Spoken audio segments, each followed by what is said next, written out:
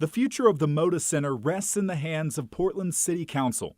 Trailblazers leadership continues to push for a fully publicly funded $600 million renovation.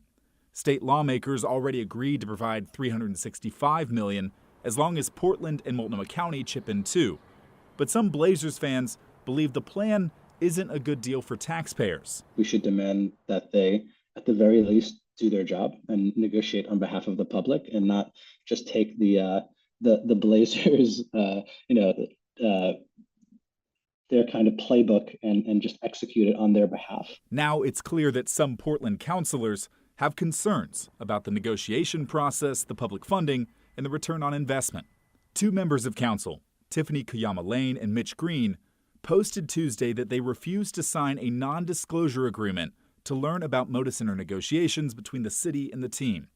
Green wrote, "If you want the public to support using public money to remodel a stadium, then you need to make the case to them in public about why using those funds is better than some alternative."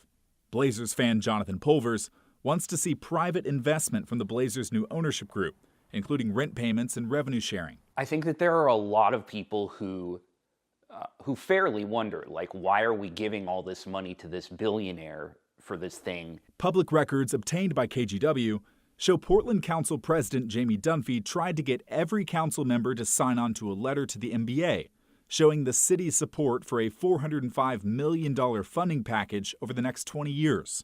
About a week later, he admitted defeat, writing it's clear a majority of council would not sign, regardless of the watered-down language, because there were too many concerns persisting.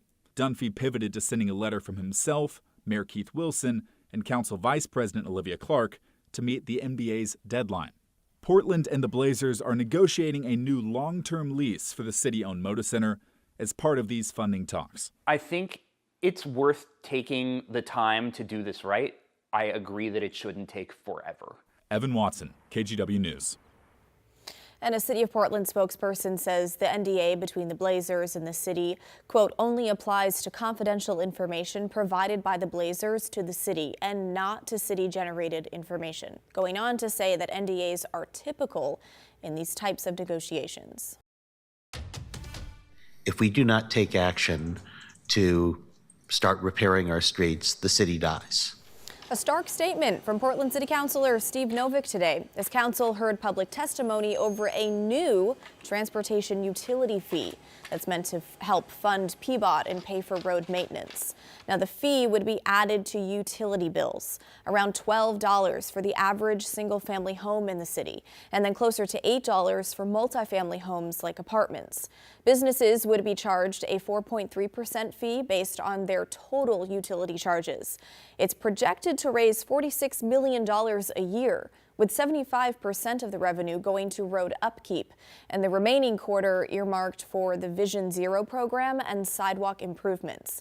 Now, Councilor Novick called the fee proposal a, quote, difficult, painful action, blaming the city's old commission form of government. He says they kicked the can down the pothole-filled road.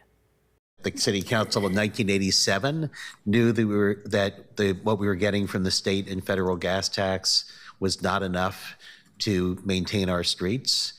And I love Bud Clark, but Bud Clark neglected the streets. Vera Katz is a great mayor in many ways, but Vera Katz neglected the streets.